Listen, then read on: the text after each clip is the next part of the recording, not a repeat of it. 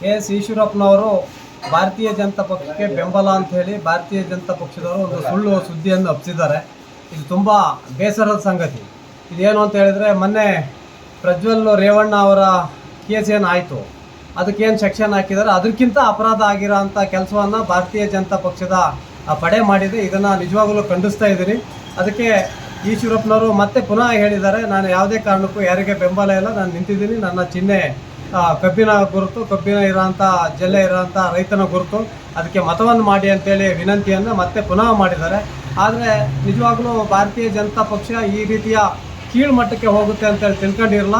ಆದರೆ ಈ ಸುದ್ದಿ ಹರಡಿದ ತಕ್ಷಣವೇ ರಾಜ್ಯಾಧ್ಯಕ್ಷರಾಗಿರೋಂಥ ವಿಜೇಂದ್ರ ಆಗಿರ್ಬೋದು ಅಥವಾ ಸಂಸದರಾಗಿರೋಂಥ BY ರಾಘವೇಂದ್ರ ಆಗಿರ್ಬೋದು, ಯಡಿಯೂರಪ್ಪನವ್ರು ಕೂಡಲೇ ಕೌಂಟ್ರನ್ನು ಕೊಡಬೇಕಿತ್ತು. ಅದಕ್ಕೆ ಇಲ್ಲ, ಅವರು ಸ್ಪರ್ಧೆಯಲ್ಲಿ ಇದ್ದಾರೆ, ನೀವು ಮತದಾನ ಮಾಡಿರಿ, ನಮ್ಗೆ ಯಾವುದೇ ರೀತಿ ಇದಿಲ್ಲ ಅಂತೇಳಿ ಒಂದು ಕೌಂಟ್ರ್ ಕೊಡಬೇಕಿತ್ತು. ಅದನ್ನು ಕೊಟ್ಟಿಲ್ಲ, ಅವರು ಕೂಡ ಅದನ್ನು ಕೊಟ್ಟಿಲ್ಲ. ಹಾಗಾಗಿ ಭಾರತೀಯ ಜನತಾ ಪಕ್ಷ ಈ ಥರ ಕೀಳ್ಮಟ್ಟದ ರಾಜಕೀಯ ಮಾಡುತ್ತೆ ಅಂಥೇಳಿ ನಾವು ತಿಳ್ಕೊಂಡಿರಲ್ಲ. ಇದಕ್ಕೆ ಜನನೇ ತಕ್ಕ ಪಾಠವನ್ನು ಕಲಿಸ್ತಾರೆ.